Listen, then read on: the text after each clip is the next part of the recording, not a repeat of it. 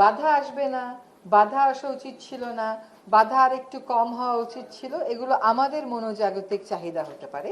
কিন্তু আসলে বাধাটা কত বড়, বাধাটা কত শক্ত, সেটা উপলব্ধিতে আসাটা খুবই জরুরি।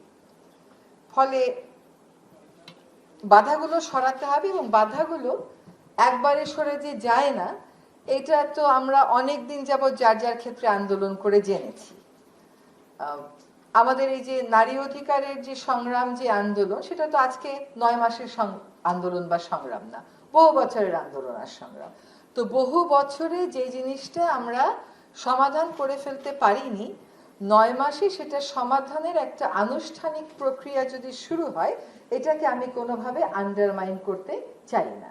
এখন প্রক্রিয়া শুরু হওয়ার সাথে সাথে বাধা আসবে, বাধার যৌক্তিকতা অযৌক্তিকতা নিয়ে বিতর্ক হবে, আলোচনা হবে, তারপরেই তো আপনি একটা পর্যায়ে যাবেন। যদি আপনি বা আমরা খুব সহজ পদ্ধতিতে কোনো পরিবর্তন চাই, তাহলে আমরা চলে গেলে সেই পরিবর্তন টিকবে এমন তো কোনো নিশ্চয়তা নেই। অবশ্যই অনেকের কাছে প্রত্যাশা বেশি থাকে, কিন্তু একটা পদ্ধতি অবলম্বন করে প্রত্যাশার জায়গাটা পূরণ হওয়াটাই উচিত বলে আমি মনে করি।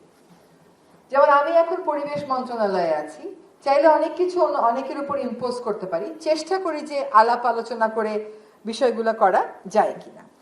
এখন অধিকারের বিষয় যখন আসে এবং সমমর্যাদার বিষয় যখন আসে, তখন অবশ্যই আমরা একটা পাওয়ার স্ট্রাকচারে তো আছি, সেখানে আমার অবস্থান একরকম, আরেকজনের অবস্থা আরেক রকম। আমি যখন সেই স্ট্রাকচারটাকে অ্যাড্রেস করে আগাতে চাই, সেখানে পরিবর্তন আনতে চাই, সেখানে অবশ্যই বাধা আসবে। আমি যখন ডেভেলপমেন্ট না বলে সাস্টেইনেবল ডেভেলপমেন্ট বলি, সেখানে বাধা আসছে না? এক এক জায়গার ক্ষেত্রের বাধা এক এক রকম।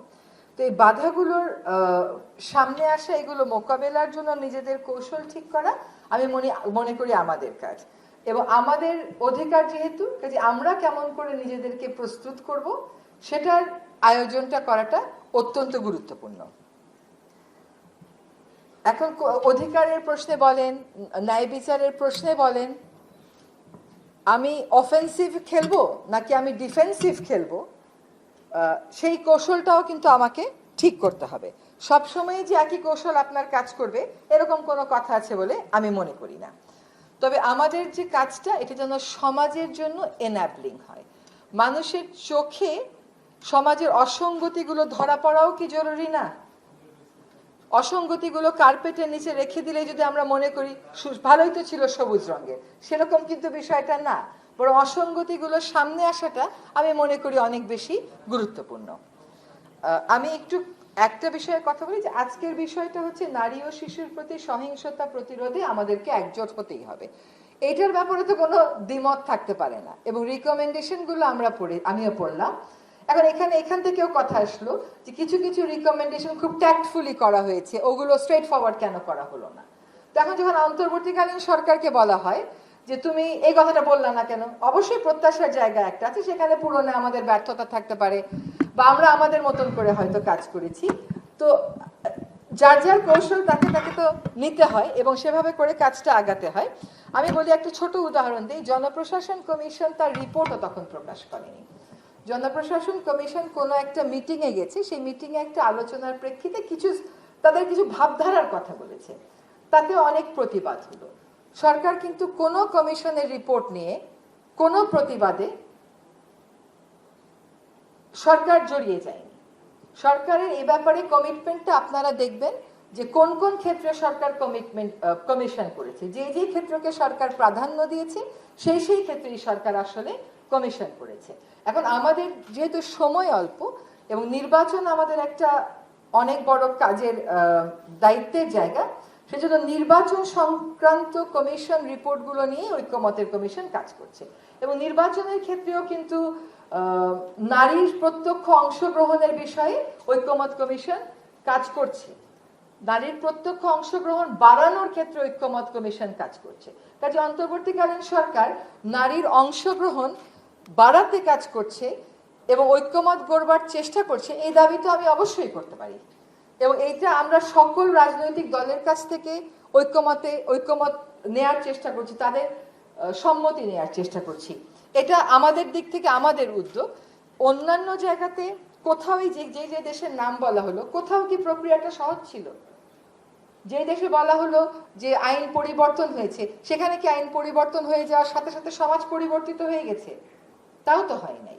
ফলে কমিশনের রিপোর্টের ক্ষেত্রে আমরা যে নির্বাচন কেন্দ্রিক যে প্রাধিকারগুলো ঠিক হচ্ছে, সেখানে নারীর অংশগ্রহণের বিষয়ে আমরা দেখতে পাচ্ছি পত্রপত্রিকাতে সরকার না কমিশনের কোনো রিপোর্টের ক্ষেত্রে নিজে কথা বলেছে, না কমিশনের কোনো যে কোনো কমিশনের প্রতিবেদন নিয়ে যে প্রতিক্রিয়া হয়েছে। সরকার তো সেটার পার্টি হয় না, হতে পারে না, ইটস অ্যান ইন্ডিপেন্ডেন্ট প্রসেস। কিন্তু আমরা দেখছি যে ঐক্যমত কমিশন যখন এটা বলছে, তখন সরকার কিন্তু আসলে মানে সকলেই উৎসাহিত বোধ করছেন যে ঐক্যমত কমিশন নারীর প্রত্যক্ষ অংশগ্রহণ বৃদ্ধির বিষয়ে কথা বলে যাচ্ছেন।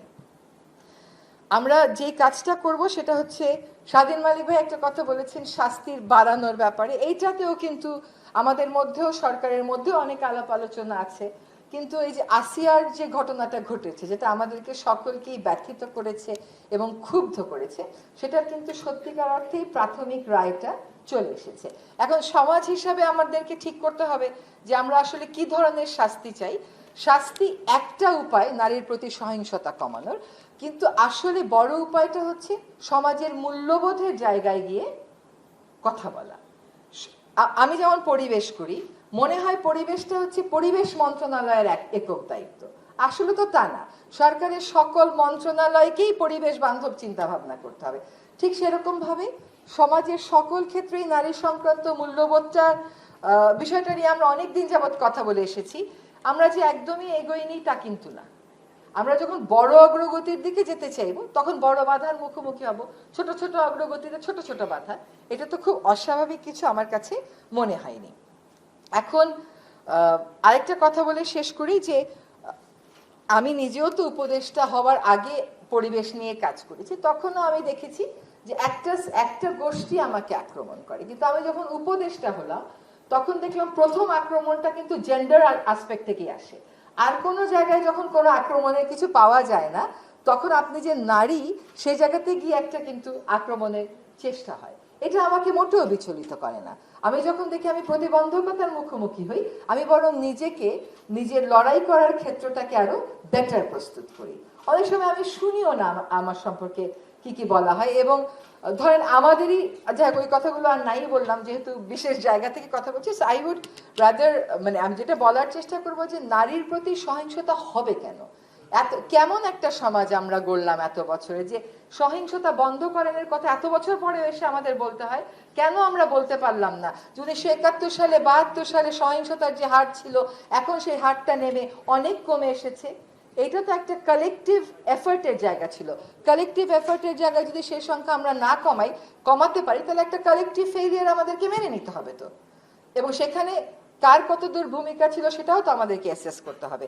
তো আমরা এখানে যে দাবিগুলো এসছে তার ব্যাপারে তার সাথে একমত না হওয়ার বা আপনাদের এই উদ্যোগের সাথে সলিডারিটি এক্সপ্রেস না করার আমি আসলে কোনো সুযোগ দেখছি না। কিন্তু আমার মনে হয় ক্ষেত্র ধরে ধরে আমাদেরকে কৌশল এবং কর্ম পরিকল্পনা ঠিক হতে হবে।